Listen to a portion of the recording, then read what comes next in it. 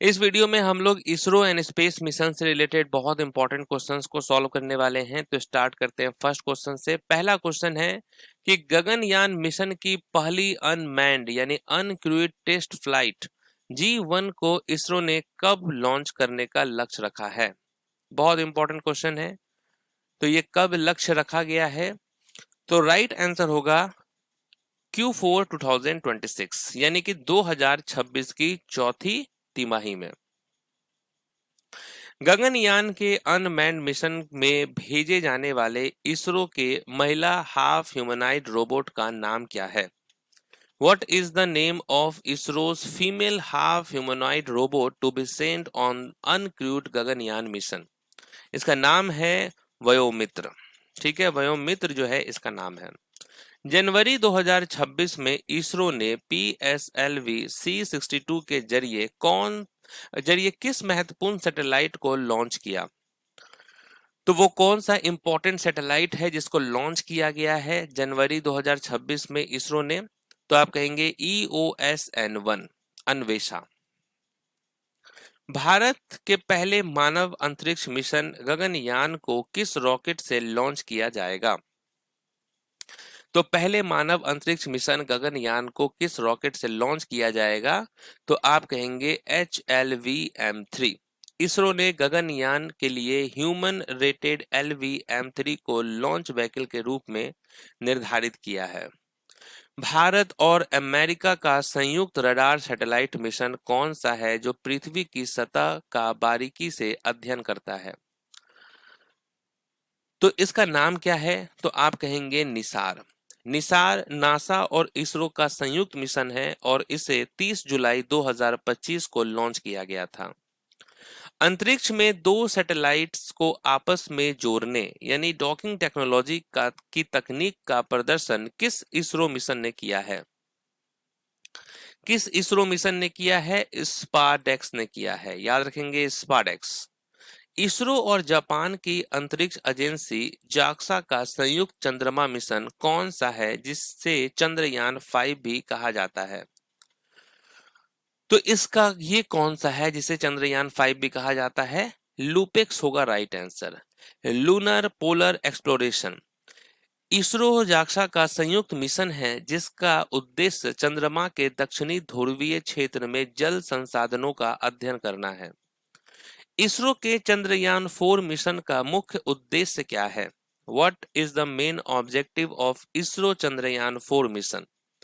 इसका main objective है return lunar sample to earth, चंद्रमा की सतह से नमूने वापस पृथ्वी पर लाना। अंतरिक्ष मलबे यानी स्पेस डर्बिस पर नजर रखने और भारतीय अंतरिक्ष परिसंपत्तियों की सुरक्षा के लिए इसरो के प्रोजेक्ट का नाम क्या है? What is the name of ISRO's project for tracking space debris and protecting Indian space assets? इसका नाम क्या है? तो आप कहेंगे प्रोजेक्ट नेत्रा। प्रोजेक्ट नेत्रा इसका नाम है जिसका फुल फॉर्म होता है network for space objects tracking and analysis. यह स्पेस सिचुएशन अवेयरनेस से संबंधित इसरो की प्रमुख परियोजना है। शुक्र ग्रह के अध्ययन के लिए इसरो के प्रस्तावित मिशन का नाम क्या है? What is the name of ISRO's proposed mission to study Venus? इसका नाम क्या है? तो आप कहेंगे शुक्रयान फर्स्ट। इसरो का वेनस ऑर्बिटर मिशन शुक्र के वायुमंडल सतह और सूर्य के साथ उसकी अंतःक्रिया का अध्ययन करेगा। इसे जो है शुक्रयान 1 के नाम से जाना जाता है। छोटे उपग्रहों को तेजी से और ऑन डिमांड लॉन्च करने के लिए इसरो द्वारा विकसित लॉन्च व्हीकल कौन सा है? Which launch vehicle was developed by ISRO for the quick and on-demand launch of small satellites? तो आप कहेंगे SSLV। SSLV small satellite launch vehicle को छोटे उपग्रहों के लिए क्विक टर्न अराउंड और ऑन डिमांड लॉन्च व्हीकल के रूप में विकसित किया गया है। यह लगभग 500 केजी तक के उपग्रहों को LEO में लॉन्च कर सकता है। तमिलनाडु के किस स्थान पर इसरो अपना दूसरा लॉन्च कॉम्प्लेक्स बना रहा है जो मुख्य रूप से SSLV लॉन्च के लिए होगी? तो इसका नाम क्या है, तमिलनाडु के किस स्थान पर हो रहा है? तो करेक्ट आंसर है कुलशेखर पट्टिनम। भारत के पहले स्वदेशी स्पेस स्टेशन भारतीय अंतरिक्ष स्टेशन का पहला मॉड्यूल किस वर्ष तक लॉन्च करने का लक्ष्य है? किस वर्ष तक लॉन्च करने का लक्ष्य है? तो आप कहेंगे 2028। बीएएस के पहले मॉड्यूल को 2028 तक लॉन्च करने और पूरे स्टेशन को 2035 तक स्थापित करने का लक्ष्य है। भारत का पहला समर्पित सौर मिशन कौन सा है जो पृथ्वी सूर्य के L1 बिंदु के चारों ओर सफलतापूर्वक हैलो ऑर्बिट में पहुंचा?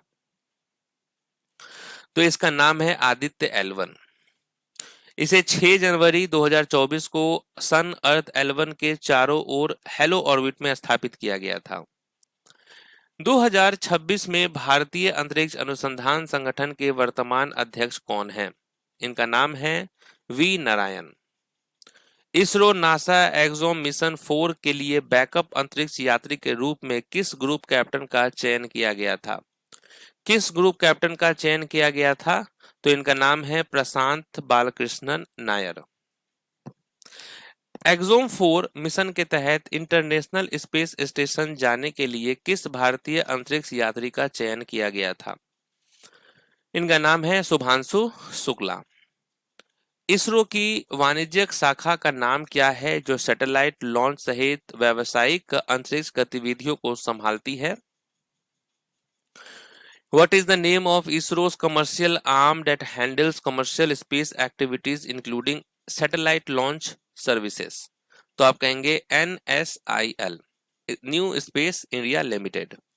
भारत में राष्ट्रीय अंतरिक्ष दिवस नेशनल स्पेस डे किस तारीख को मनाया जाता है? स्पेस डे मनाया जाता है 23 अगस्त को। ठीक है, भारत ने पहला नेशनल स्पेस डे 23 अगस्त 2024 को मनाया। यह चंद्रयान 3 की सफल मून लैंडिंग की स्मृति में मनाया जाता है। मंगल ग्रह के लिए इसरो के प्रस्तावित दूसरे मिशन का नाम क्या है? तो दूसरे मिशन का नाम है मंगलयान 2।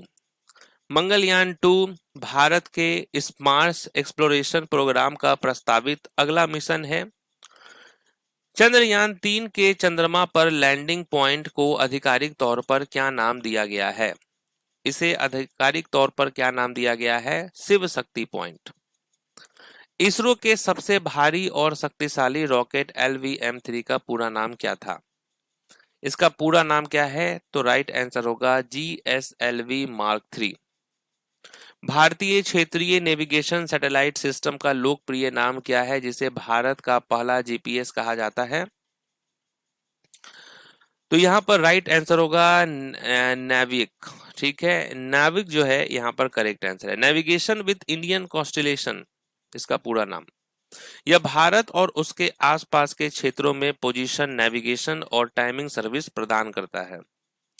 इसरो के मास्टर कंट्रोल फैसिलिटी मुख्य रूप से कहाँ स्थित है? इसरो के मास्टर कंट्रोल फैसिलिटी मुख्य रूप से कहाँ स्थित है? तो आप कहेंगे हासन और भोपाल। अंतरिक्ष में भारत के पहले समर्पित खगोलीय वेधशाला उपग्रह एस्ट्रोनॉमिकल ऑब्जर्वेटरी सैटेलाइट का नाम क्या है? इसका नाम क्या है? तो राइट आंसर होगा एस्ट्रोसैट।